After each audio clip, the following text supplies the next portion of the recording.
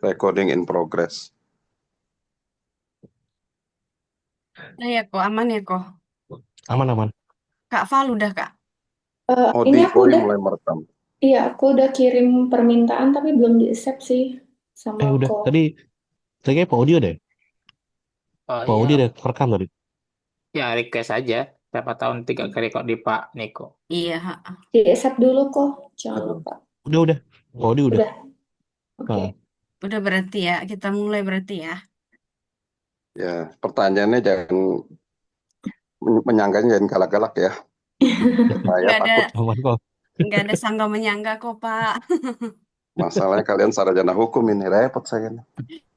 Amin. Belum, Pak.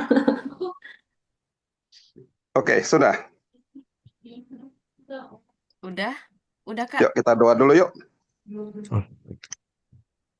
Kami datang kepadamu Bapa di surga, buat malam ini kami akan berbicara tentang eskatologi, yaitu tentang kedatangan Kristus kedua kali ke dunia ini ya Bapak. Berikan kami hikmat dan pencerahan di dalam pikiran kami, sehingga kami mengerti dan dapat mengaplikasikannya dalam setiap bidang yang kami akan jalani berikutnya. Terima kasih Bapak, di dalam nama Tuhan Yesus kami ucap syukur dan berdoa. Amin. Kasih Pak. Sudah dengar? Amin. Udah, Pak. Amin. Oh, nge-lag punya. Oke. Gimana nih moderator? Silakan. Udah ya, kita mulai saja berarti ya. Teman-teman udah siap semua ya. Siap. Recording Ada aman ya. Aman. Oke, baik. Jangan sampai tag 2 kali nih, repot ini. Iya. Oke, baik. Langsung kita mulai saja ya. Shalom, Ya, selamat malam Bapak salam Pendeta salam. Setiawan. Apa kabar Pak? Ya, puji Tuhan baik. Oke, baik. Puji Tuhan dalam keadaan sehat ya Pak ya. Selamat Ya, malam juga teman-teman saya yang dari UPH. Salam hormat dan juga salam sejahtera bagi kita semua. Yang kami hormati Bapak Setiawan yang merupakan pengerja atau pendeta dari GBI HOB atau GBI Puri Indah yang telah ya. berkenan hadir bersama kami pada kesempatan hari ini. Perkenalkan Pak, kami mahasiswa-mahasiswi dari Fakultas Hukum dan juga Fakultas Informatika Universitas Pelita Harapan yang pada kesempatan ini bermaksud untuk mewawancarai Bapak. Mungkin Pak Niko juga sudah ada sounding ya Pak ya. Nah, Ya. adapun tujuan dari wawancara ini Pak adalah sebagai salah satu rangkaian kegiatan guna untuk menyelesaikan salah satu mata kuliah kami di UPH. Dan izin juga ya Pak, ini nanti seperti yang tadi sudah Bapak lihat, mungkin wawancaranya akan di-recording sebagai bentuk tugas kami kepada dosen. Seperti itu ya Pak ya. Tidak dipublikasikan umum kan? Oh enggak sih Pak. Karena nanti bisa akan timbul perdebatan teologis. Iya Ya. betul. Apalagi saya dari GBI. Serem kali ini sama HKBP nih. Enggak kok, Pak. Jadi nanti juga sifatnya hanya ini sih, Pak, hanya kita bertanya seperti itu, kemudian Pak Pendeta Hmm. nanti menanggapi. Jadi tidak ada yang kayak kita menyanggah seperti itu, enggak sih, Pak. Oh ya, Seperti aman itu dah ya. kalau gitu. Agak tenang jiwaku. Aman ya, Pak ya. Ya, puji Tuhan lah. Haleluya. Ah, Dan nanti Pak, apa namanya bentuk publikasinya ini memang kami publikasikan Pak, tetapi Hmm. itu di apa namanya di link YouTube seperti itu. Hmm. Tapi walaupun nanti dipublikasikan di YouTube, tapi kan ini hanya sifatnya satu arah gitu ya Pak ya. Jadi aman ya Pak ya kalau begitu ya. Ya, mudah-mudahan ya. Kita berdoa aja supaya jangan dipotong-potong.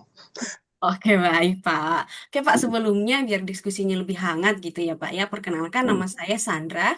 Saya berperan sebagai moderator untuk kemudian memandu jalannya wawancara ini. Bersama saya juga sudah hadir 4 orang tim kelompok kami yang nanti juga akan kemudian mengajukan beberapa pertanyaan kepada Pak Setiawan seperti itu. Silakan teman-teman mungkin boleh perkenalan diri mulai dari Pak Ya, Valen. sekalian juga dari latar belakang gerejanya juga ya, Oh supaya saya iya. bisa mendekati pemahaman itu.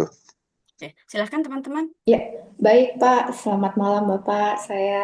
Perkenalkan, saya Valentin Intangiani. Saya umat dari Gereja Katolik Santo Bartolomeus Galaksi, Bekasi, kalau Bapak pernah mendengar. Salam kenal Pak. Salam Mohon kenal. bimbingannya dalam wawancara singkat ini. Terima kasih. Ya, siapa lagi? Oke, mungkin saya dulu. Ya, lanjut. Perkenalkan saya Niko, Pak Setiawan. Saya dari GBI Geraha Raya. Terima kasih. Oh, Oke, mungkin lanjut Pak Odi, kemudian Pak Max ya.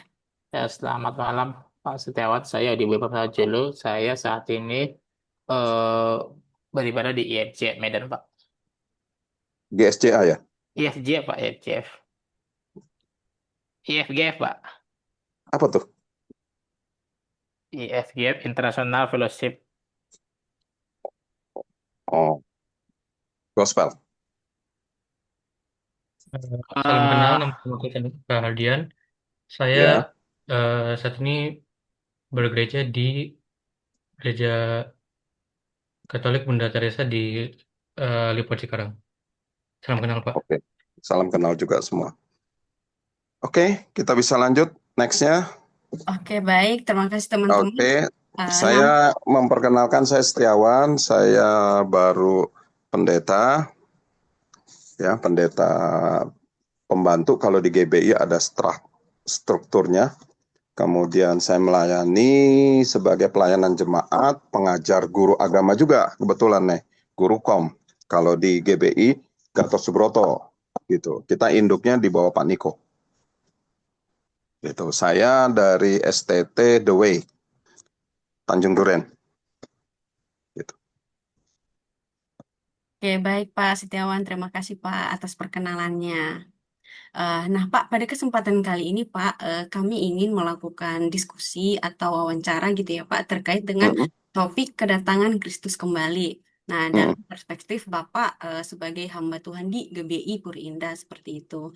Nah, mm. melalui wawancara ini, kami berharap dapat memperoleh pengetahuan, wawasan, dan juga pemahaman yang lebih mendalam mengenai bagaimana kemudian Bapak memandang doktrinnya seperti apa, konteksnya, dan juga respon atau aplikasi praktisnya tentang kedatangan Kristus kembali tersebut.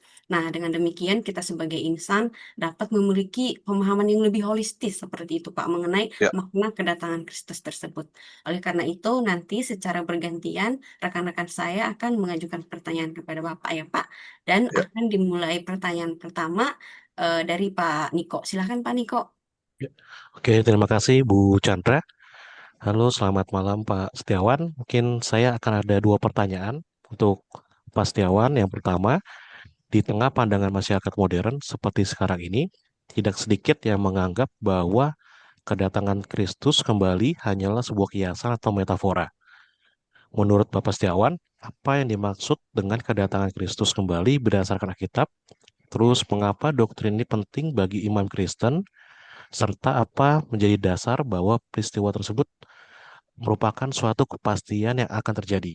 Selain itu, bagaimana Bapak Setiawan membimbing jemaat agar sungguh-sungguh mengimani bahwa kedatangan Kristus kembali adalah peristiwa nyata sesuai dengan janji Tuhan di dalam Alkitab? Langsung dijawab atau dua-duanya dulu sekalian? Boleh langsung jawab, Pak Setiawan, nggak apa-apa? Oke, ini ada pertanyaannya yang saya juga sudah dapat bahannya. Di tengah pandangan ini, tidak sedikit yang menganggap bahwa kedatangan Kristus kembali hanyalah sebuah kiasan atau metafora.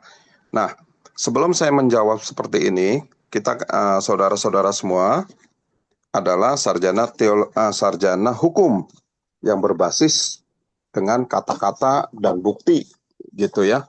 Semua kata-kata bisa menjadi bukti, bisa menjadi syarat seseorang dihukum atau tidak, gitu. Nah, demikian juga tentang kedatangan Kristus, kita harus mundur dulu dengan antropologinya, bahwa kenapa sih manusia memiliki satu agama, satu konsep, sesuatu yang diharapkan, ya. Karena di sini pertanyaannya adalah mengapa menjadi kiasan? Ya, menjadi kiasan karena keagamaan itu sudah memudar. Artinya orang tidak lagi mementingkan satu nilai-nilai dari keagamaan. Nah, ini banyak hal pengaruhnya, mungkin dari masalah-masalah yang terjadi gitu ya. Nah, kita masuk ke topiknya aja, Kristus kembali berdasarkan Alkitab. Mengapa doktrin ini penting bagi iman Kristen? Nah, sebuah agama mempunyai cara pikir dan cara pandang. Ya. dan agama juga mempunyai satu tujuan, gitu. Ya, kita naik mobil kalau tidak punya tujuan, namanya kita gabut, muter-muter saja. Kita pasti begitu naik kendaraan kita tahu tujuan kita kemana, jalan yang harus ditempuh yang mana. Dan kita, apalagi kalau kita masuk satu kota yang baru, kita mengandalkan Google Maps. Nah, ini satu metafora tentang agama, ya. Jadi bagi Kristen, kedatangan Kristus kedua itu sesuatu yang penting. Ya, penting banget. Karena kalau agama itu tidak punya tujuan, dia hanya satu klub sosial saja, gitu. Atau boleh dikata hanya pandangan-pandangan seperti leluhur kami Tionghoa seperti Konghucu, Konfusius gitu ya, atau Taoisme yang hanya memandang ya kehidupan hari ini harus berlaku dengan baik. Itu pun tujuan sebenarnya, tetapi harus dinikmati saat ini. Nah, kekristenan berbeda. Kekristenan selain dia mengajarkan satu kehidupan yang baru di dalam Kristus, ya, metafora atau metanoia dalam pikiran, maka kekristenan juga mempunyai satu tempat gitu, satu yang disebut tujuan akhir dari segala sesuatunya, yaitu nanti di dalam Yerusalem baru, gitu ya. Itu Wahyu pasal 21 ayat 1 dan 2 gitu. Nah, kaitannya kenapa kedatangan Kristus kedua kali penting? Alkitab nih, secara saya masuk dari Alkitab ya. Kita harus percaya dulu, sebelum saya mengambil Alkitab, saudara percaya nggak Alkitab itu adalah firman Allah? Saya, Pak. Saya, Pak. Percaya. Karena semua agama pun menganggap kitab sucinya adalah firman yang berkuasa. Ya, semua agama menganggap konsep bahwa kitab sucinya sebagai hukum. Bukan begitu ya? Kita kebetulan dalam satu aliran besar yang sama, yaitu Kristen. Entah itu Katolik, entah itu Protestan, entah itu karismatik. Kita punya Alkitab, gitu. Dan kita menganggap dan kita percaya bahwa Alkitab itu adalah hukum dari pernyataan Allah yang hidup. Nah, kalau dia Alkitab itu sebagai hukum atau melandasi, berarti segala sesuatu, konsep dari segala dunia ini terikat dalam hukum itu, ya. Jadi kalau mau menjelaskan nanti lebih panjang lagi, nanti takut melenceng jauh gitu. Ya, itu konsep keagamaan. Nah, kenapa kedatangan Kristus kedua? Pertama, dalam Kisah Rasul dari Alkitab kita, ya, yang kita percayai, bahwa Kisah Rasul 1 ayat 11 dan 12 dikatakan demikian. Dan berkatalah kepada mereka, ini ketika Yesus ada di Taman Getsemani dan dia naik ke sorga. Lalu ketika dia naik ke sorga, malaikat yang mendampingi Yesus yang naik ke sorga itu berkata kepada murid-muridnya, "Hai orang-orang Galilea, mengapakah kamu berdiri melihat ke langit? Yesus ini yang terangkat ke sorga meninggalkan kamu akan datang kembali dengan cara yang sama seperti kamu melihat dia naik ke sorga." Maka kembalilah rasul itu ke Yerusalem dari bukit yang disebut Bukit Zaitun, yang hanya seperjalanan Sabat jauhnya dari Yerusalem, gitu. Nah, ini adalah satu penggalan dari Kisah Rasul bahwa kedatangan Kristus telah dinyatakan, gitu. Dan dalam pandangan-pandangan yang lain, Yesus juga berkata, Aku akan merobohkan bait suci dan pada hari ketiga aku akan membangunnya kembali. Itu juga metafora, tetapi kalimat itu saya dalam diskusi ini kurang kuat. Oleh karena itu saya mengambil dari tulisan Rasul Paulus dalam 1 Tesalonika 5 ayat 23. Semoga Allah damai sejahtera menguduskan kamu seluruhnya dan semoga roh, jiwa, dan tubuhmu terpelihara sempurna dengan tak bercacat pada kedatangan Yesus Kristus Tuhan kita. Rasul Paulus secara implisit mengatakan bahwa Yesus akan datang kembali, gitu. Ya, ini satu kalimat pengharapan kepada jemaat di Tesalonika dan akhirnya ditutup di dalam kitab Wahyu jelas, misalnya dalam Wahyu pasal 2 dan 3 kepada 7 jemaat. Siapa yang menang, aku akan berikan. Siapa bertelinga, hendaklah ia mendengar. Dan siapa yang menang, dia akan kuberikan air kehidupan dan sebagainya. Nah, Wahyu 16 ayat 15 dikatakan begini. Lihat, ini kata Yesus nih. Aku datang seperti pencuri, berbahagialah dia yang berjaga-jaga dan yang memperhatikan pakaiannya, supaya ia jangan berjalan dengan telanjang dan jangan kelihatan kemaluannya. Ya, aku datang seperti pencuri. Jadi kedatangan Kristus juga berkata bahwa tidak ada yang tahu kapan dia datang, tetapi Yesus di dalam Matius pasal 24, kalau saudara baca penuh, maka di situ tanda-tanda akhir zaman, gitu.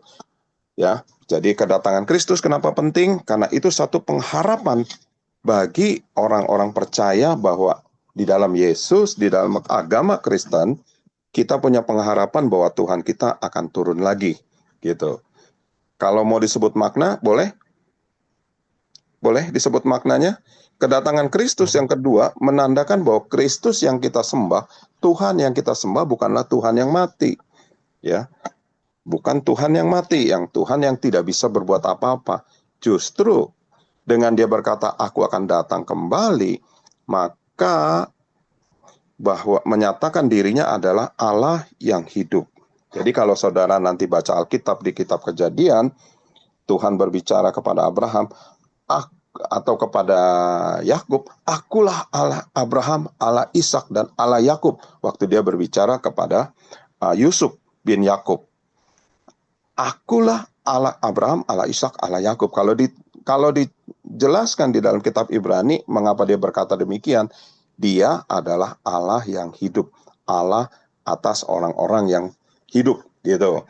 Jadi menyatakan bahwa Allah kita adalah Allah hidup, dan diperkaya lagi dengan statement bahwa aku akan datang segera. Itu nanti di Wahyu pasal penutup, pasal 22, ya, yaitu ayat 7. Sesungguhnya aku datang segera, berbahagialah orang yang menuruti perkataan nubuat kitab ini. Gitu. Jadi saya bacakan lagi pertanyaannya. Mengapa doktrin ini penting bagi iman Kristen, serta apa yang menjadi dasar peristiwa tersebut merupakan satu kepastian yang akan terjadi. Kepastian yang terjadi karena firman Allah, ya, karena firman Allah adalah hukum dan kehidupan. Jadi kita percaya bahwa Alkitab adalah hukum dari Allah, tetapi juga berita dari Allah itu sendiri. Ya, kepastian, ya, firman Tuhan itu kita percaya firman Tuhan itu pasti, gitu. Sehingga berita ini selain itu merupakan satu kepastian yang terjadi, ya, karena firman Allah yang menyatakannya. Tapi dalam konteks selanjutnya, ini boleh melenceng sedikit. Kalau ada seorang hamba Tuhan atau seorang pendeta, maupun sekali berbesar, sekali luar biasa, dia berkata Tuhan datang nanti tahun 2033, itu sesat. Gitu. Kepastian datang, ya, tetapi soal waktu dan kapannya kita tidak bisa melampaui dari kehendak Bapa itu sendiri. Gitu. Jadi bukan mengawang-awang, bukan mengawang-awang, tapi kepastian seperti itu.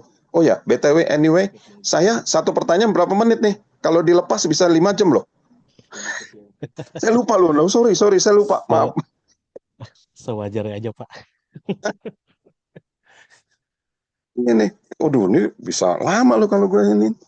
Namanya biasa orang tua apalagi udah ngoceh mah, waduh udah lepas kontrol. Masih banyak pertanyaan, Pak. Ya udah, kita lanjut ya.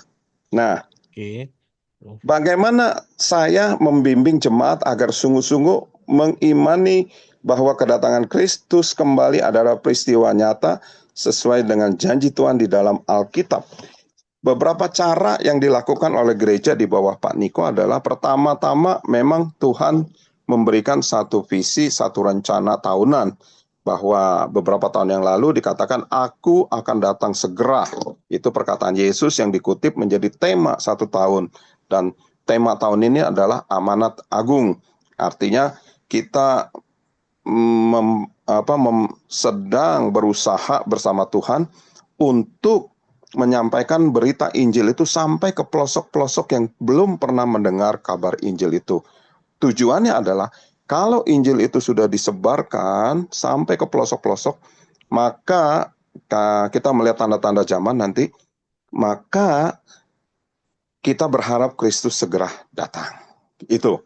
Jadi kita memberikan satu tema atau visi yang Tuhan berikan di dalam gereja dan itu disebut berulang-ulang, tetapi juga yang kedua melalui pengajaran. Kita ada kelas namanya orientasi melayani, ya. Nah, itu di dalam pelajaran agama itu ada tentang kedatangan Kristus yang kedua kali, begitu. Terus lagi kira-kira kemudian adalah peristiwa nyata sesuai dengan janji Tuhan di dalam Alkitab. Ya, gitu. Perlu referensi atau tidak perlu? Alkitab. Silakan Pak Setiawan, jika memang ada. Ya, ada lah. 2 Timotius 3 ayat 1 sampai 11 itu tentang keadaan akhir zaman, gitu. Nah, konteks atau konsep kedatangan Kristus yang akan kedua kali menurut keyakinan dari GBI Gatsu adalah yang pertama, Injil itu harus disebarkan ke seluruh dunia. Yang kedua, akan terjadi peristiwa-peristiwa yang luar biasa. Artinya akan ada satu pergerakan iman yang luar biasa yang dimana nanti anak-anak atau orang muda, anak-anak sekitar umur 30 tahun ke bawah bisa dipakai Tuhan untuk melakukan tanda-tanda dan mukjizat, gitu. Soal tanda-tanda dan mukjizat ini kita semua, apalagi berbeda doktrin, banyak hal yang menganggap nggak mungkin, tapi itu terjadi di gereja kami. Sesuatu yang hampir terjadi dalam acara-acara tertentu, gitu ya. Pengusiran, seperti gereja Katolik mengadakan exorcise atau pengusiran kuasa kegelapan, gitu ya. Kami melakukan itu semua, gitu ya.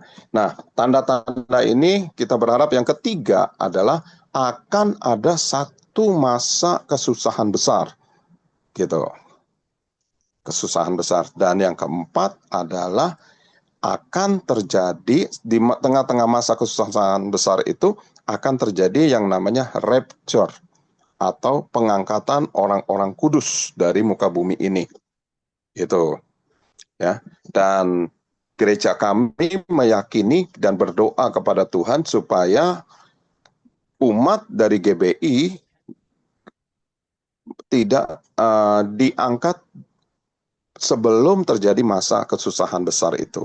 Masa kesusahan besar itu adalah ekonomi yang goncang, politik yang goncang, kemudian di Yerusalem akan terjadi perang yang tak berkesudahan dan akan membawa banyak negara yang untuk menghancurkan Israel.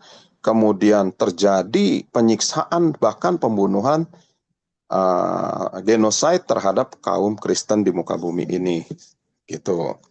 Baru sesudah itu Israel akan membangun bait suci yang ketiga. Nah, itu kami meyakini itu. Kalau itu terjadi, maka Kristus pasti datang. Sudah dekat itu, gitu ya. Ini sebenarnya ada pertanyaan yang lanjutan gitu, ya. Tapi saya nggak berani langsam ini, nanti pertanyaan nomor 2 bisa hilang, gitu. Saya rasa cukup itu dulu. Karena kalau udah dikasih ginian kita, waduh, moderatornya kudu aktif nih Pak, 3 menit, 2 menit gitu. Kalau enggak, bisa jam 12 malam loh kita. Oke. Terima kasih Pak Setiawan untuk jawaban nomor 1. Mungkin pertanyaan kedua saya mulai. Dalam pelayanan pengajaran di gereja, bagaimana Bapak Setiawan membahasakan makna kedatangan Kristus kembali ini kepada jemaat? Bagaimana cara menyampaikannya agar pesannya tetap berakar kuat pada kebenaran Alkitab, namun bahasanya mudah dipahami dan terasa dekat dengan keseharian jemaat di gereja saat ini? Iya, tadi sudah disebut tuh ya, jadi udah kejawab sebenarnya. Gereja kami, Tuhan, puji Tuhannya adalah Tuhan memberikan visi tahunan yang sesuai. Misalnya aku akan datang kembali itu 2 atau 3 tahun yang lalu, kemudian saat ini amanat agung, kemudian mukjizat masih ada dan sebagainya. Nah, pesan-pesan ini akan disampaikan di mimbar dengan sebagai tema khotbah bulanan gitu. Jadi kalau saudara datang di cabang Gereja Gatot Subroto, pasti akan tahun ini tidak akan lepas dari amanat agung, penginjilan, kemudian membuka kelompok-kelompok sel yang baru gitu. Nah, pesan-pesan ini disampaikan dengan mudah, yaitu dengan melalui, oh ya, kami juga ada kelompok sel. Di kelompok sel itu kami membahas bahan-bahan seperti ini. Apakah Kristus datang kembali, kapan Kristus datang, itu dibahas secara terbuka di dalam kelompok-kelompok sel tersebut gitu. Bahan kelompok sel kami. Saudara bisa cek nanti di GBI HMC, kemudian KUL gitu. Nanti ada bahan-bahan di sana, kita bisa lihat gitu. Itu disebar di seluruh cabang-cabang kita melalui website tersebut ya. Jadi pembahasannya adalah jemaat akan dibuat melalui khotbah-khotbah topikal atau tematik setiap bulan gitu. Ya, jadi itu bahasanya lebih mendarat tergantung dari penyampaian si pembicara gitu. Ya. Dan lebih mendalam ikut kelas orientasi atau KOM dan kelompok sel. Itu lebih dalam. Kita nggak bisa membuka secara umum di depan jemaat. Kalau dia salah tanggap, oh haleluya 12 kali. Nanti tersebar, wah Tuhan datang gitu. Repot dong. Bisa jual hartanya dia. Oke, saya rasa cukup. Terima Gimana? kasih Pak Setiawan. Saya kembalikan ke moderator. Oke, baik. Terima kasih Pak Niko. Terima kasih Pak Setiawan. Wah, penjelasannya itu benar-benar luar biasa ya Pak. Apa namanya? Kita jadi yang baru mendengarkan, jadi wawasannya tuh jadi terbuka luas gitu ya Pak. Kalau misalnya tadi Bapak bilang, kita kan punya Alkitab gitu sebagai sumber, sebagai firman Allah yang merupakan hukum di kita gitu. Nah, kalau kita kemudian integrasikan atau hubungkan dengan hukum, ya kita punya KUHP. KUHP ini hukum positifnya. Nah, kita sebagai umat Tuhan ya kita punya Alkitab. Kira-kira begitu ya Pak ya. Ya, setuju. Oke, baik. Terima kasih, Pak. Nah, oke, Pak. Untuk pertanyaan berikutnya, kami juga ingin beralih dari konteks yang tadi, kita ingin kemudian melanjutkan ke atau memaknai tanda-tanda peristiwa zaman itu tuh seperti apa. Seperti yang belakangan ini kan terjadi peperangan, bencana, kemajuan teknologi yang begitu pesat, seperti itu. Nah, nanti pertanyaannya akan diajukan oleh Ibu Valen. Silahkan, Bu Valen. Ya, thank you Kak Sandra atas waktunya. Satu pertanyaan Pak dari saya, yaitu di dunia modern yang kita tinggalin ini, itu kan bergerak begitu cepat ya, diwarnai dengan kemajuan teknologi yang sangat luar biasa, bahkan arus globalisasi, hingga berbagai krisis seperti isu-isu lingkungan yang Kak Sandra tadi jelasin, dan politik juga yang lagi panas. Lalu sebagai hamba Tuhan, bagaimana Pak Pendeta membimbing jemaat untuk memaknai fenomena-fenomena ini sebagai bagian dari tanda-tanda zaman itu, dan bagaimana juga pesan tentang kasih karunia dan keadilan Tuhan bisa tetap tersampaikan dengan kuat di tengah situasi yang genting seperti ini gitu. Terima kasih Pak, mohon bimbingannya. Pertanyaannya, wow, mendarat sekali nih. Terima kasih Pak. Bisa tambah putih rambut saya yang membacanya. Dalam dunia modern yang kita tinggal ini, nah begitu cepat.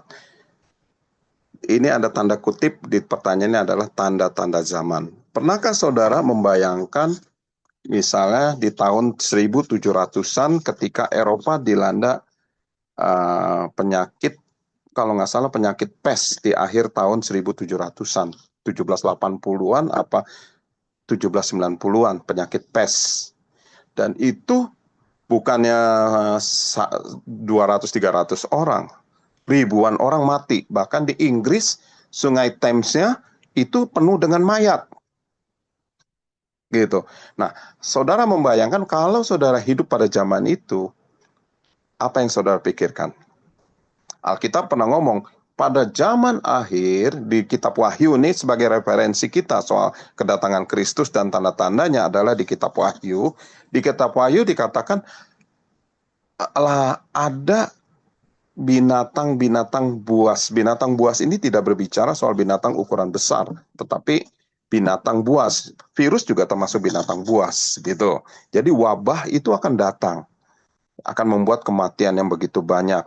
Nah, kalau saya membayangkan diri saya hidup di tahun itu, saya tentu berkata begini, wah, bentar lagi Tuhan akan datang. Gitu.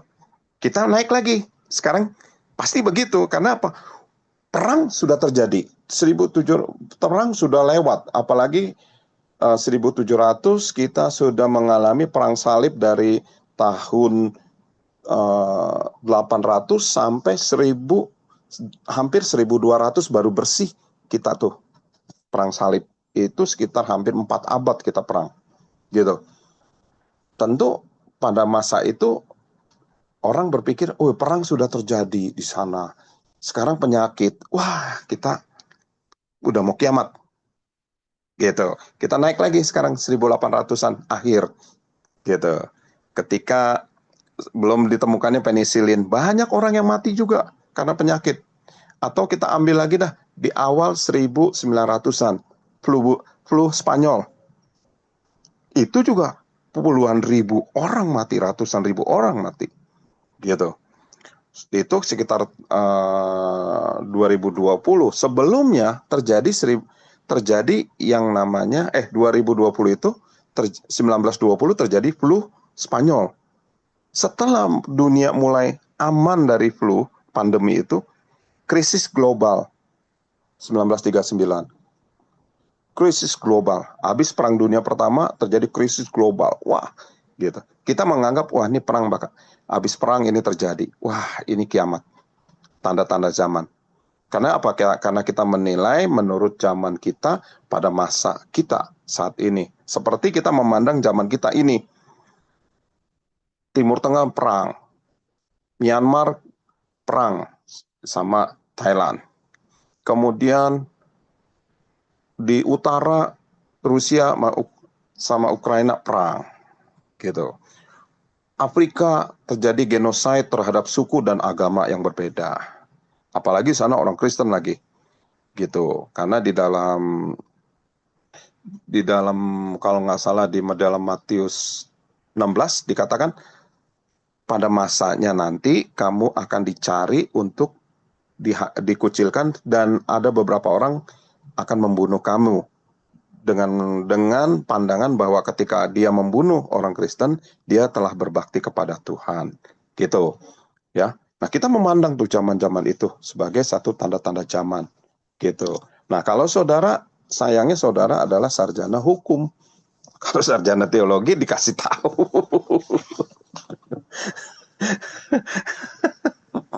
Ya, saudara dari sisi hukum gitu ya. Nah, hukum yang Allah berikan bahwa dia akan datang harus dikatakan gini. Yesus pernah katakan, catatan saya tinggalan di kantor lagi yang satu itu, ya. Dia ngomong gini, pada masanya nanti, ya, kamu akan dicari, gitu. Dan ada penguasa baru yang akan berdiri di bait suci, gitu. Ini secara pandangan teologia, dan ini pandangan teologia ini kita berbasis Pentakosta. Ya, kalau saudara Protestan, saudara Katolik, mungkin akan terjadi benturan dikit ini, gitu. Makanya saya minta maaf. Ini menurut keyakinan kami, ya bahasa hukumnya kan gitu. Menurut keyakinan kami, secara Pentakostal, Yesus akan datang setelah Yerusalem berdiri bait suci yang ketiga. Selama itu belum berdiri, itu hanya tanda-tanda zaman kesusahan besar yang tiap siklus tahunan dari bumi ini, gitu. Siklus artinya kayak Indonesia 20 tahun sekali terjadi pertumpahan darah yang besar, gitu ya. Kemudian kalau dunia penyakit pandemi 100 tahun sekali terjadi, gitu. Kemudian 20 sampai 30 tahun sekali terjadi krisis ekonomi global, gitu. 2008 kemarin terjadi global. Kemudian tahun-tahun kemarin ini juga kita siap-siap menghadapi global ekonomi yang parah. Itu satu siklus, siklus yang menurut dunia antropolog ya normal gitu. Bumi itu bergerak dan normal terjadi seperti itu gitu. Nah, bagaimana saya bisa membimbing tentang keadaan yang makin parah ini? Nah, disinilah peran dari Injil itu sendiri. Disinilah peran dari hamba-hamba Tuhan. Bahwa hamba-hamba Tuhan seyogyanya mengabarkan kasih Tuhan dan penyertaan Tuhan di tengah masa-masa yang tidak enak ini. Mazmur, kalau kita semua mengerti dan pernah membaca tentang Mazmur 23, Tuhan adalah gembalaku. Nah, berita yang sama itu yang boleh disampaikan kepada jemaat bahwa seyogyanya kita tidak perlu takut menghadapi keadaan yang makin parah. Gitu. Keadaan ekonomi yang makin rusak, tidak perlu takut. Kenapa? Karena Tuhan adalah gembala kita. Ini sedikit khotbah jadinya nih, ya. Tuhan adalah gembala kita di dalam Mazmur 23 tersebut. Dia menuntun kita ke jalan yang benar dan membimbing kita ke air yang tenang, menyegarkan jiwa kita. Gitu, ya. Walaupun kadang-kadang ya memang secara kenyataan di lapangan ya kita masih melihat banyak sekali gereja yang tanda kutip ya memberitakan hal-hal yang sedikit tentang pengharapan umat, membangkitkan pengharapan umat bahwa Tuhan itu ada beserta dengan kita atau Immanuel. Itu ya, gereja kami GBI ya ada tematik yang selalu membimbing dan menuntun kita, dan sama seperti Katolik dan juga gereja-gereja Protestan ada tuntunan, ya, tuntunan pemberitaan firman pada minggu-minggu ini menjelang Natal biasanya apa, Advent ya, minggu Advent ya, gitu. Terus kalau menjelang Jumat Agung minggu apa? Kalau Katolik ada Rabu Abu dan Via Dolorosa nantinya ya, gitu. Ya, kalau di GBI nanti setelah kenaikan ada yang namanya doa 10 hari. Gitu. Saya rasa itu. Jadi saya singkat aja. Membimbing jemaat memaknai fenomena itu sebagai bagian dari tanda. Tidak semua kejadian yang ada di dunia ini menjadi bagian dari tanda. Tetapi ini menjadi satu problem kehidupan. Itu pencobaan kehidupan. Gitu. Tetapi tanpa mengurangi bahwa Kristus pasti akan datang. Gitu. Ya. Jadi kita nggak mau jemaat itu di brainwash, ditakut-takutin, ya Kristus mau datang gitu. Enggak. Tetapi kita menjadi bijak, berjaga-jaga senantiasa sambil menilai zaman. Sampai nanti para pemimpin gereja menyatakan, oh ya, ini kemungkinan Kristus mau datang. Gitu. Sama seperti gereja Katolik, kalau udah Roma berbicara A, ya kita A. Gitu. Kita juga di dalam Pentakosta juga kita punya struktur seperti itu juga. Gitu. Ya. Gimana, Bu Valen? Ya, Cukup? baik Pak, cukup. Terima kasih banyak Pak Pendeta atas jawaban dan penjelasan yang Bapak cerahkan sehingga kami menjadi cerah tentang eh, konteks di mana tanda-tanda zaman ini gitu. Sekali lagi demikian dari saya. Terima kasih. Selanjutnya saya kembalikan kepada Kak Chandra sebagai moderator. Ya baik, terima kasih Pak Valen, terima kasih Pak Pendeta, benar-benar sangat membuka paradigma ya Pak. Jadi intinya keadaan-keadaan atau peristiwa-peristiwa yang terjadi ini itu sebuah hal-hal yang memang yang sudah pernah terjadi sebelumnya dan kita sebagai insan ya sebaik-baiknya adalah lebih bijaksana dan tetap berjaga-jaga, begitu ya Pak ya. Ya. Oke, baik Pak. Dari penjelasan yang tadi, kami juga ingin sedikit lebih beralih ke konteks lainnya gitu ya Pak. Nah, di tengah kondisi seperti yang tadi sudah Pak Pendeta jelaskan, nah, bagaimana ya Pak caranya kemudian agar kita dapat tetap menumbuhkan kepedulian kita antar sesama di tengah peristiwa-peristiwa yang tidak mudah itu, seperti itu. Nah, pertanyaannya akan diajukan oleh Kak Max. Kak Max, dipersilahkan. Ya, izin mengajukan pertanyaannya, Pak. Ya. Seperti yang Bapak sebelum sudah sebutkan, di dunia ini sudah ada banyak perang, baik perang saudara maupun perang antar negara, begitu juga banyak konflik dan krisis kemanusiaan termasuk genosida yang di Afrika dan di berbagai hal juga. Eh, izin bertanya untuk di bagian yang seperti Kak Chandra tadi sudah sebutkan, ke bagian kepedulian. Soalnya kan kalau banyak konflik ini, banyak berita gini, memang ada sebagian umat yang kebingungan dan mungkin banyak yang terjebak dalam kepanikan dan sebagainya. Tapi ada juga beberapa yang mungkin lahan perlahan menerima banyak berita-berita buruk tersebut itu malah jadi tidak peduli itu. Kira-kira bagaimana Pak Bapak Setiawan mendampingi umat untuk agar tetap memiliki kepedulian dalam situasi begini, Pak? Ya, Pak Max yang ini ya, yang pengharapan kedatangan Kristus ya. Kepedulian kita dengan situasi yang ada. Biasanya saya sebagai hamba Tuhan akan mengambil satu tema khotbah, ya misalnya dalam Yakobus 1 pasal 1 itu ayat 2, iman dan hikmat. Saudara-saudaraku, ya, surat Yakobus pasal 1 ayat 2, saudara-saudaraku, anggaplah sebagai suatu kebahagiaan apabila kamu jatuh ke dalam berbagai-bagai pencobaan. Sebab kamu tahu bahwa ujian terhadap imanmu itu menghasilkan ketekunan.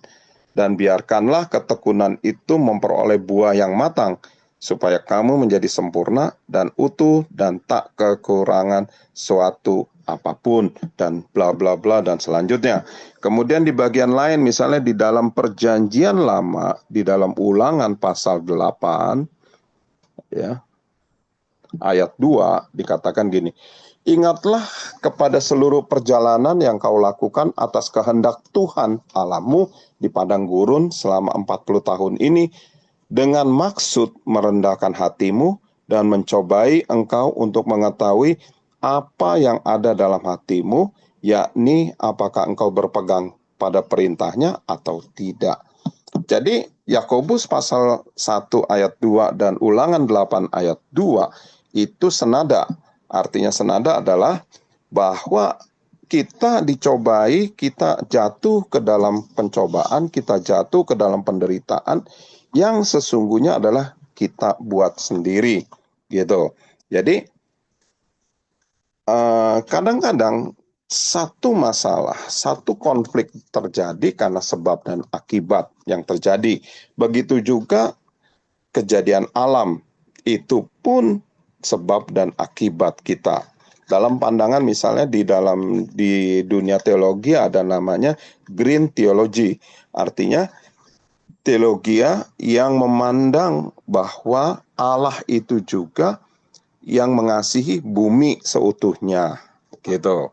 Kalau dalam dunia biologi, dalam dunia ilmu pengetahuan alam, kita mengenal yang namanya bumi dapat merestorasi dirinya sendiri, gitu. Tapi dalam Alkitab juga Allah adalah Allah yang menjaga bumi, gitu. Walaupun kita disuruh untuk mengolahnya. Mengolahnya bukan berarti menghabiskan sumber daya, tetapi mengolahnya adalah mengambil kemudian mengisi kembali kekurangan-kekurangan. Itu yang dimaksud dalam teologi hijau, ya. Jadi memang ada di perkembangan selanjutnya dalam dunia teologi ada yang mengajarkan umat supaya kembali mencintai bumi, menghijaukan bumi kembali, gitu. Dengan maksud apa? Supaya tidak ada bencana, gitu. Bencana terjadi karena ada sebab dan akibat. Ya, di Palu misalnya terjadi karena bumi itu bergeser ya karena hutannya sudah menjadi pemukiman dan tidak ada penahan tanah itu sendiri. Kekeringan terjadi karena hutan kita jadi kelapa sawit, gitu. Kemarin nonton yang itu pesta babi, ya. Ini orang-orang hukum nonton ini kayaknya harus nih. Pesta babi, gitu kan. Nah, itu kan satu pandangan tersendiri dari si pembuat film itu ya. Bagaimana rusak, hutan yang rusak gitu. Itu kan dampaknya seperti itu. Tapi dampak puluhan tahun yang akan datang mungkin terjadi bencana, bisa. Longsor dari atas itu menuju ke bawah, bisa. Bagaimana privat mengambil bumi kita habis-habisan. yang waktu masih di zaman dipegang oleh perusahaan Amerika, habis-habisan, itu juga seperti itu. Nah, bencana-bencana yang akan terjadi ini adalah satu kejadian yang diizinkan Tuhan karena perilaku kita sendiri, ya. Apalagi dalam hidupmu, gitu. Sudah menikah semua? Sudah menikah semua? Belum, Hah? Pak. Pak. Oh, belum ya. Kamu jaga-jaga sajalah kalau belum. Kalau yang sudah menikah, tahulah ya bagaimana hidup menikah, gitu. Makanya ada lagunya, siapa suruh kamu menikah, gitu kan? Ya, itu karena kalau tidak dilandasi oleh terang firman Tuhan, ya, hubungan-hubungan seperti itu, maka hubungan itu menjadi hubungan yang rusak. Misalnya seseorang ikut investasi, dia tanam. Pertama masukin 1 juta, dapat 500.000. Dia masukin 5 juta, masa dapat 3 juta. Dia masukin 200 juta. Dia dapat apa? Dapat gigit jari. Karena investornya kabur, bawa uang dia 200 juta. Lalu dibilang dalam konsep seperti itu, apakah Tuhan tidak ikut campur? Di mana Tuhan? Gitu kan? Bencana kan?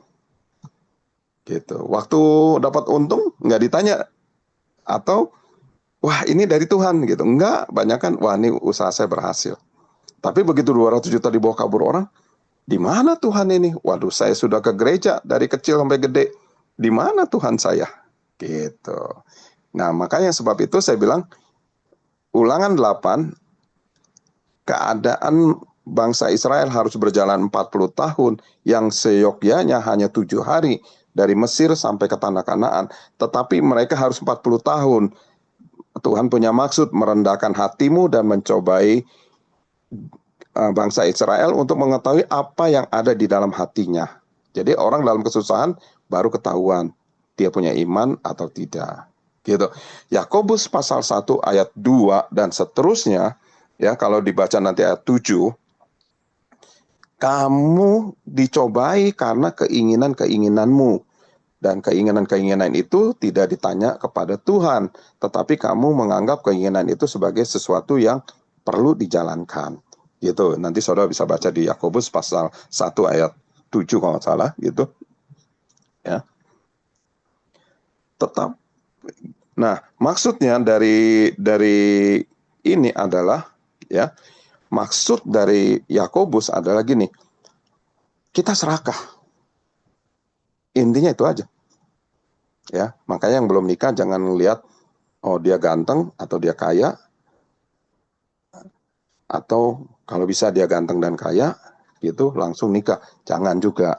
Atau dia cantik, dia kaya, jangan juga. Tanya Tuhan. Ya, sebab nanti pernikahan itu akan jadi kalau tidak hati-hati nanti jadi neraka di dalam dunia gitu. Kan kita nggak boleh bercerai, apalagi Katolik nggak boleh bercerai lu. Cerai minta izin dari Roma lu, gitu. Tuh. Haleluya 12 kali lu, gitu ya. Nah, agar jemaat sekarang merespon dengan sungguh-sungguh. Jadi tindakan kita adalah menyadarkan bahwa tidak semua musibah itu terjadi karena ada faktor X di luar itu. Faktor X bisa karena dia berdukun, karena dia diguna-guna orang dan lain. Tetapi penderitaan yang dia alami bisa saja terjadi karena dia punya keinginan-keinginan yang serakah. Gitu. Ya, dapat 1 pengen 2, udah dapat 2 pengen 6 gitu. Serakah. Jadi akhirnya dia terjebak di dalam penderitaan. Misalnya seseorang ingin kaya, Yakobus bilang karena keinginan kaya maka kita jatuh. Jadi begitu kita punya keinginan menjadi kaya, maka kita mengorbankan semuanya. Gitu, ya. Anak-anak di daerah Jawa Barat, saya nggak sebut kampungnya bahaya. Ada di beberapa daerah di Indonesia, ya, itu menjual diri karena untuk memiliki sebuah handphone merek Amerika, gitu. Penderitaan. Tapi karena dia tidak tahan, dia jual, gitu. Nah, itu yang dimaksud dalam Ulangan 8 ayat 2 dan Yakobus 1 ayat 2, gitu. Pencobaan yang kita alami adalah pencobaan adalah sebagai satu kebahagiaan kalau di dalam Yakobus. Kenapa? Karena kita tahu bahwa kita itu memiliki keinginan yang sesuai dengan kehendak Tuhan, tanda kutip, ya, karena saya orang teologi lebih umum kehendak Tuhan. Mungkin saudara secara hukum kehendak Tuhan tanda kutip, artinya saudara bertanya apakah ini, ngomong kasarnya gini, keinginan saya ini bermanfaat buat saya dan keluarga enggak? Itu udah paling gampang gitu aja, gitu. Itu enggak terlalu teologis banget kehendak Tuhan gitu ya.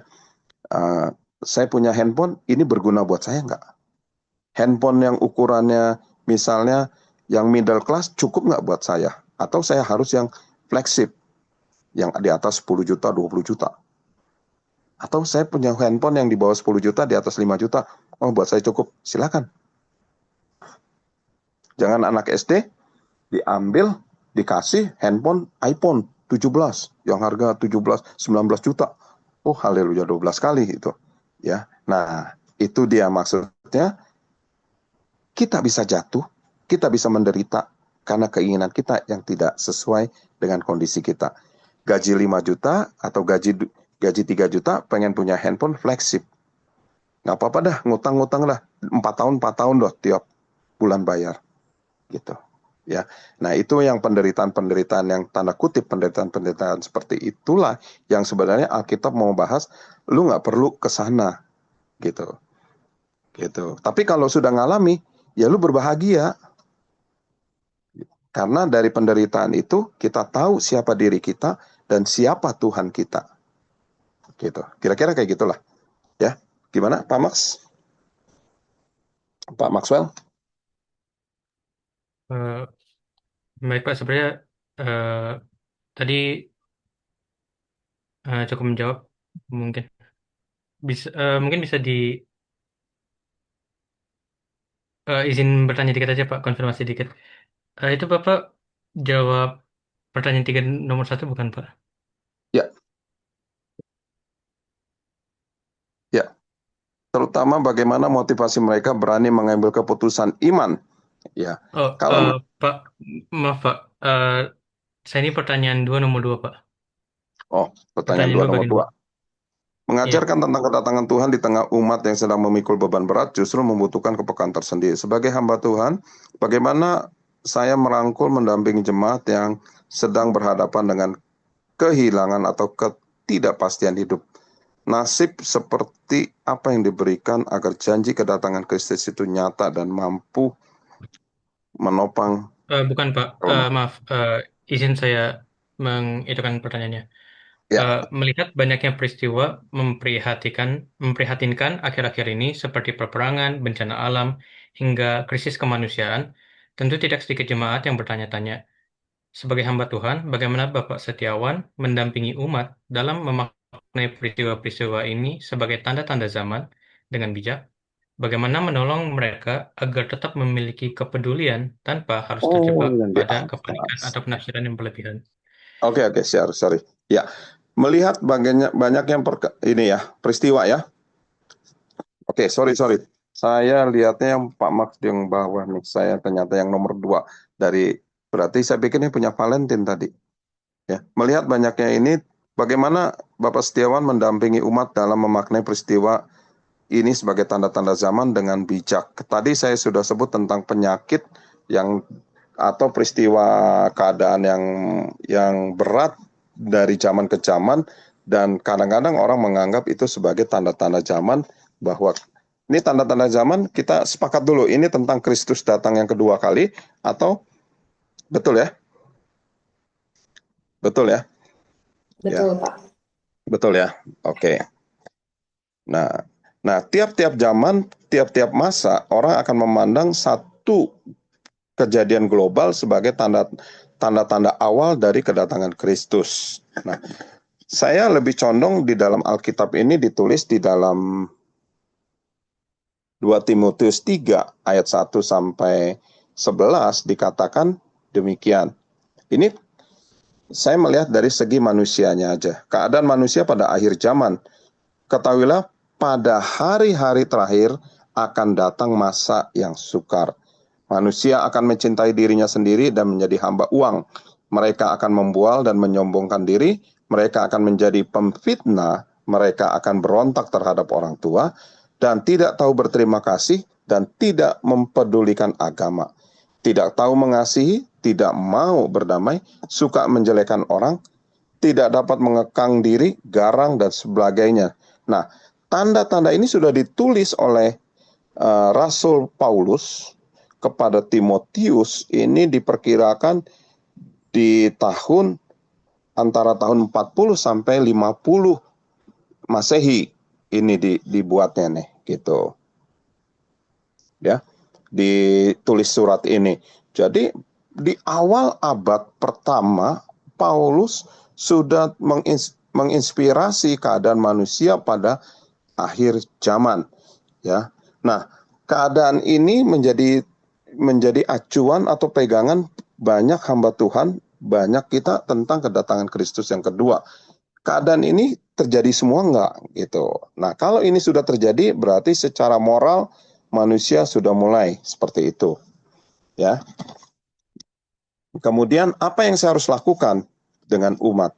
Kembali lagi, umat akan diminta untuk kembali membaca Alkitab, bersaat teduh bersama Tuhan, kemudian tetap melakukan yang namanya kelompok sel atau menjaga hubungan dengan sesama.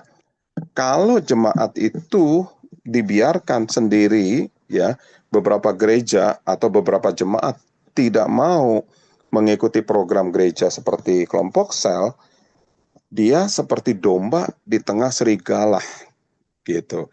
Sehingga tidak heran domba-domba yang seperti ini, yang tanda kutip nakal, jatuh ke dalam hal-hal yang tidak diinginkan, gitu, ya.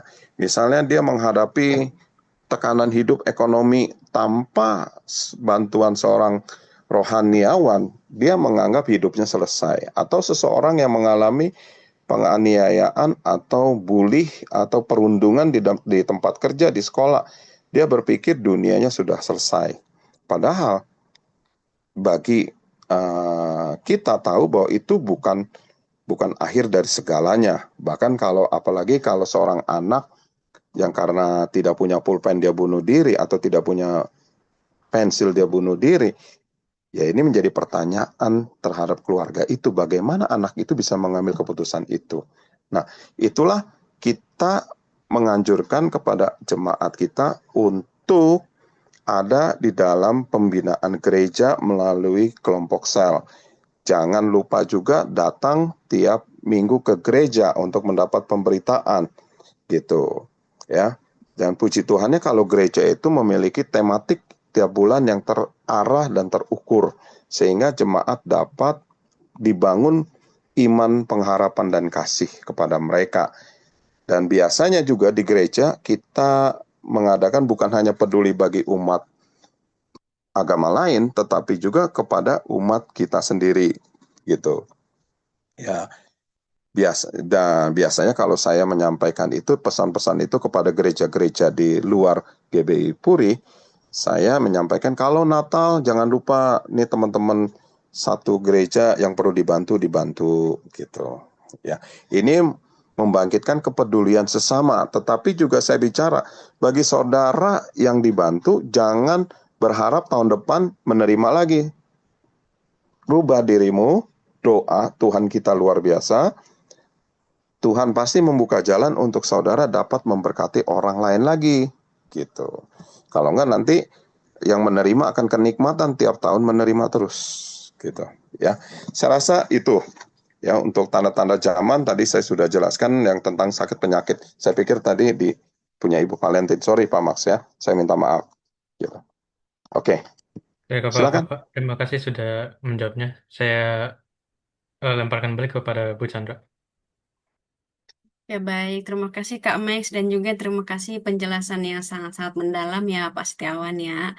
Oke, baik Pak, dari penjelasan yang tadi kami juga ingin kemudian melakukan atau ingin mendengar penjelasan Bapak ke arah yang lebih dalam yaitu ya, terkait respon dan juga aplikasi praktis dari topik kedatangan Kristus ini kembali seperti itu. Nah, nanti pertanyaannya mungkin akan disampaikan oleh Pak Odi. Kepada Pak Odi, saya persilahkan Pak. Baik, Bu Chandra, izin Pak Setiawan, saya ada dua pertanyaan. Yang pertama mungkin supaya lebih komprehensif, saya tanya satu Pak ya. Yang pertama itu Pak tentang kita kan tahu kan tadi penjelasan Bapak tentang pengharapan kan ada kan kedatangan Tuhan tuh bukan sekedar hanya pengetahuan aja Pak ya, melainkan Hmm. panggilan Tuhan yang lebih baik. Nah, sebagai hamba Tuhan saat ini Pak di GBI, pesan praktis apa yang paling sering Bapak Setiawan sebagai hamba Tuhan atau pendeta yang bisa disampaikan kepada jemaat untuk supaya cenderung merespon dengan sungguh-sungguh Pak, terutama bagaimana memotivasi umat jemaat ya mereka untuk berani Mhm. mengambil keputusan iman, hidup dalam pertobatan sejati, dan tetap setia menjaga kekudusan dalam kehidupan sehari-hari, Pak. Ya.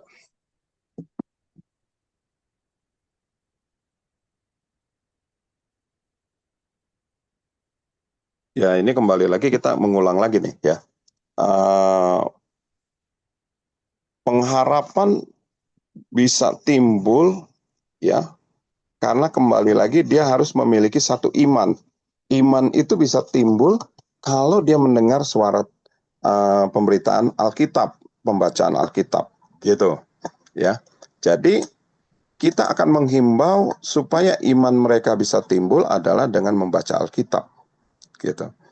Nah, membaca Alkitab pun kita bisa anjurkan ada kelompok-kelompok membaca Alkitab setahun, kemudian juga ada kelompok-kelompok lagi yang membaca satu hari satu ayat atau satu hari satu pasal, seperti itu. Nah, memang secara di lapangan yang kita temui mereka membaca Alkitab akan menemukan hal-hal yang membuat mereka terpesona dengan Alkitab itu sendiri. Artinya, oh Tuhan ternyata sudah bicara. Seperti mungkin tadi saya bacakan 2 Timotius 3. Saudara juga, ternyata ada juga ya Alkitab ngomong tentang manusia seperti ini. Saya yakin saudara juga merenungkan sedikit di tengah waktu yang sempit itu di pikiran Anda. Ketika saya baca 2 Timotius 3 ayat 1-11, keadaan manusia pada zaman akhir yang mereka akan menyombongkan diri, akan mementingkan dirinya, mencintai uang dan sebagainya, gitu kan. Saudara pasti memikirkan itu juga.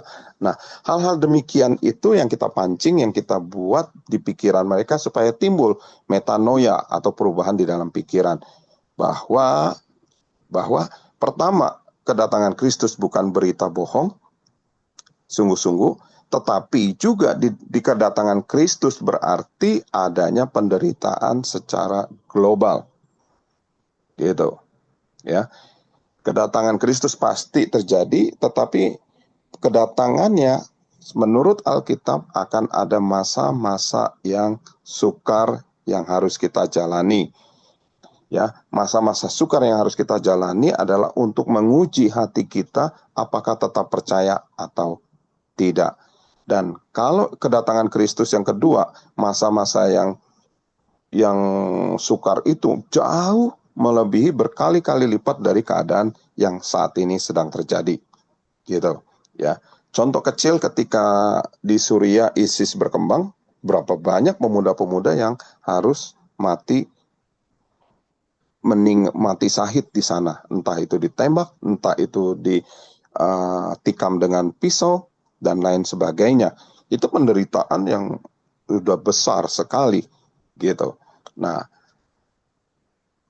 jadi gereja bagaimana? Ya, gereja mempersiapkan jemaat supaya tidak menolak Kristus di tengah-tengah penderitaan itu, gitu. Tetapi memberitakan di tengah penderitaan, di dalam Mazmur 23 tadi, sekalipun kita berjalan dalam lembah kekelaman, aku tidak takut bahaya, sebab Tuhan menggendong aku, gitu Ya, itu satu berita pastoral dari Tuhan, berita penggembalaan dari Tuhan kepada umatnya.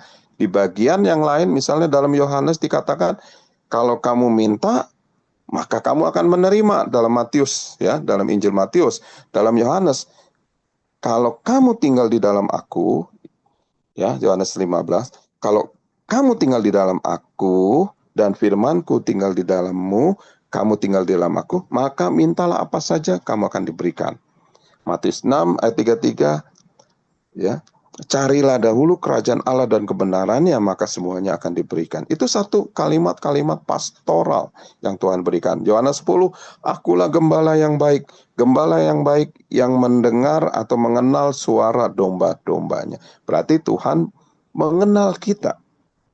Bukan karena kita kaya, bukan karena kita bodoh, bukan karena kita miskin, bukan karena kita bukan siapa-siapa, tetapi kita telah dipilih oleh Tuhan untuk menjadi umatnya. Sebab itu dia berkata, aku mengenal domba-dombaku. Ini satu kalimat pastoral, satu pemberitaan pastoral untuk menguatkan iman umat kita, gitu. Jemaat.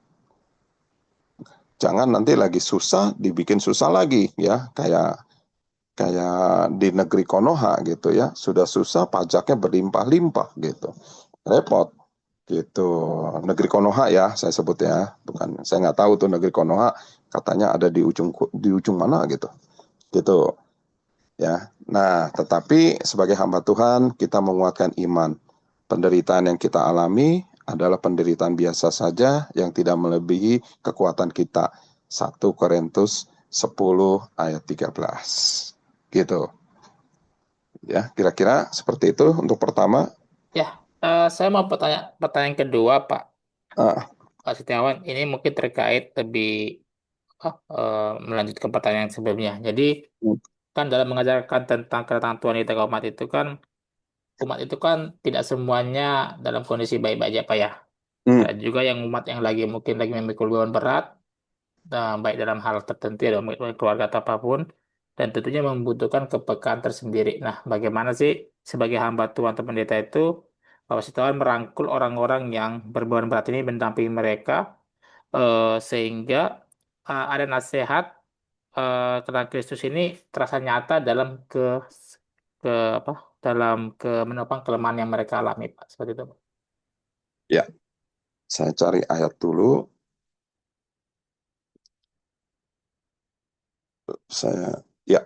Gini, biasanya kami ketika kita melihat jemaat kita kesulitan, ada beberapa hal yang kita anjurkan kepada mereka untuk ikut dalam ibadah doa malam.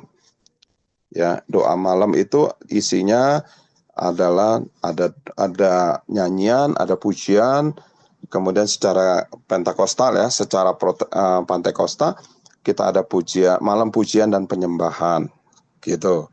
Kalau di Katolik mungkin karismatik Katolik yang biasa melakukannya seperti LOJF ya, Life of Jesus itu fellowship. Nah, kita menganjurkan umat untuk pergi ke sana, tetapi juga kita juga menggerakkan kelompok sel ini untuk membantu di dalam pendampingan umat yang mengalami kehancuran atau masalah dalam kehidupan. Kehidupan ini tanda kutip banyak hal. Kalau dia masalah ekonomi, maka kita minta kelompok sel membantu memberikan pencerahan. Ya, mungkin gereja bisa bantu secara finansial, tetapi tidak selama-lamanya, gitu. Ya, finansial dibantu hanya sebagai starter untuk dia bangkit dari keterpurukan. Misalnya oleh ketua kelompok sel berkata kepada gereja, anggota saya perlu dibantu di dalam penanganan masalah ekonominya. Misalnya dia ingin jualan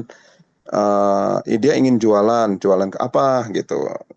Suaminya di PHK, lalu di rumah sekarang istrinya ini, oke, kita bisa bantu. Apa yang dia bisa? Oh, saya bisanya masak. Oke, masak, bikinlah nasi uduk, kita akan bantu di sana. Anak-anaknya sekolah, mungkin dalam waktu 6 bulan kita bantu biaya sekolah mereka. Gitu. Ya. Nah, ini juga satu gambaran tentang Kristus bagi umat, bahwa ya gereja atau hamba-hamba Tuhan mendampingi mereka dalam menghadapi kesusahan, begitu ya. Terus kita juga biasanya mengadakan pelatihan buat mereka secara ekonomi atau secara bisnis lah. Pelatihan-pelatihan ini yaitu dengan mempertemukan mereka dengan para entrepreneur di gereja gitu. Kalau ada buka lowongan monggo gitu, kalau nggak mau ya nggak apa-apa gitu. Biasanya mereka bagi tips-tips tentang memulai satu entrepreneur baru bagaimana gitu ya. Dan kembali lagi itu pendampingan secara langsung di dunia nyatanya. Secara rohaninya ya kita mengajak mereka untuk ikut doa ya, malam pujian dan penyembahan. Itu ikut kelompok-kelompok sel, karena di sana mereka akan dibina, dibimbing dan didampingi supaya mereka pertama tidak merasa sendiri, yang kedua tidak masalah mengambil jalan keluar mereka gitu. Kayak gitu. Karena beberapa tahun yang lalu beberapa jemaat kita jatuh ya, ada beberapa kelompok sel itu ada yang jatuh pinjaman online. Bagaimana kita menanganinya ya kita kasih tahu. Bukan soal itunya. Kembali lagi, pinjaman online buat apa? Kebutuhannya buat apa? Seperti tadi saya katakan. Gaji 3 juta jangan untuk beli handphone yang harga 15-20 juta. Kalau saya beli itu kemampuannya buat apa? Kepentingannya buat apa buat saya? Gitu. Paling itu aja yang saya bisa sampaikan gitu. Secara detail langsung ya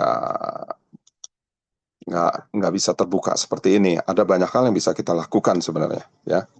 Gitu. Peran sosial gereja artinya itu. Baik Pak, terima Oke. kasih Pak jawabannya Pak Setiawan. Oke, ada lagi? Cukup ya? Cukup Pak Setiawan, saya kembali ke Chandra si moderator. Oke, Puji Tuhan. baik. Terima kasih Pak Odi, terima kasih Pak Pendeta atas penjelasannya. Terima kasih juga sudah dijelaskan secara komprehensif ya Pak, secara mendetail gitu. Apalagi tadi disertai contoh kasus, kemudian sumbernya dari Alkitab. Jadi ini memang benar-benar kita mendapatkan banyak pemahaman gitu ya Pak. Dan wawasan baru juga terkait dengan kedatangan Kristus kembali ke dunia ini seperti itu. Kami juga sangat berharap nih ini bisa menjadi rema dalam hidup kami. Seperti itu ya Pak ya. Ya, sama-sama. Tipsnya gini, saudara-saudara semua kan calon-calon sarjana hukum. Ya. Pandanglah Alkitab itu sebagai perkataan hukum. Kalau Allah bilang, aku akan memberkatimu, berarti anggaplah itu satu kalimat hukum dari Tuhan, bahwa Tuhan memberkati. Berarti itu benar-benar terjadi. Gitu.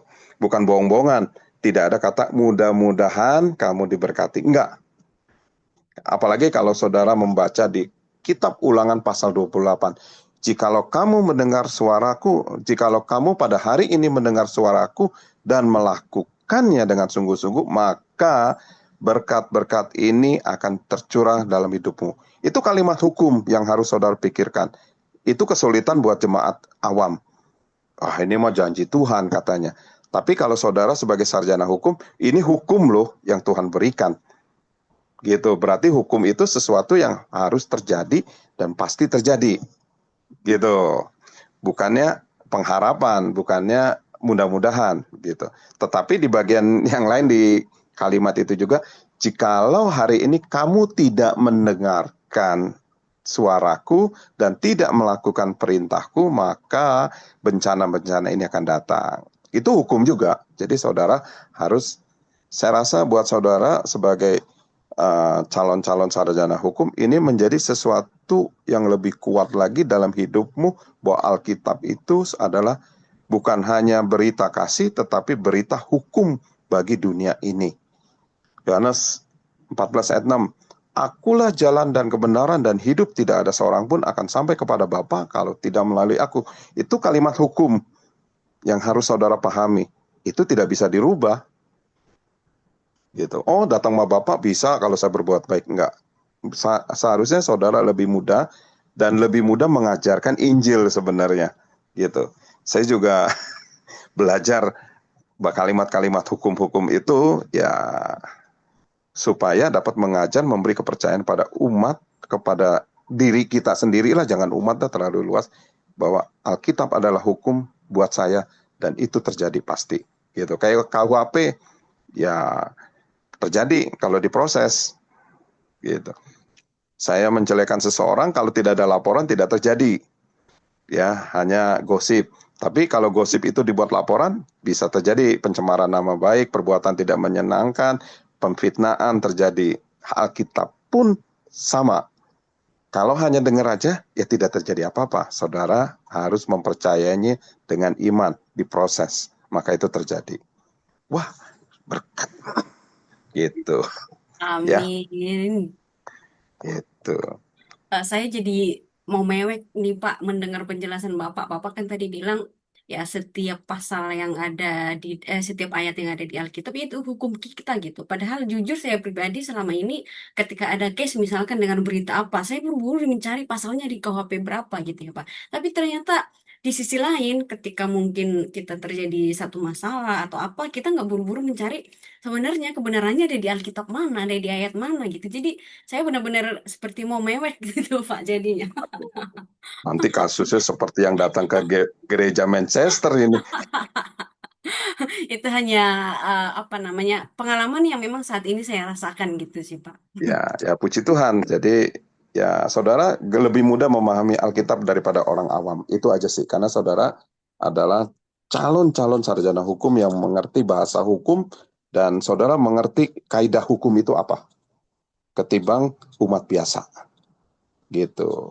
Ketimbang anak-anak kecil dengan omongan emaknya, padahal omongan emaknya adalah hukum.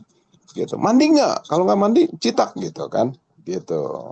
Oke, Ya, baik Pak Setiawan. Terima kasih sekali lagi Pak atas ya waktu, sama-sama. atas kesediaan, pemikiran dan juga penjelasan yang sudah Pak Setiawan bagikan kepada kami. Kemudian daripada itu kami juga mohon maaf ya Pak apabila pada saat proses wawancara ini kami ada kekurangan baik itu teknis ataupun cara penyampaian ataupun cara kami berbahasa kurang berkenan mungkin kepada Pak Setiawan. Mohon dengan sangat kerendahan hati dimaafkan ya Pak ya. Dan akhir Pasti. kata kami juga mengucapkan semoga Pak Setiawan senantiasa dalam keadaan sehat, damai dan berbahagia. Amin, amin. Jika Terima kasih.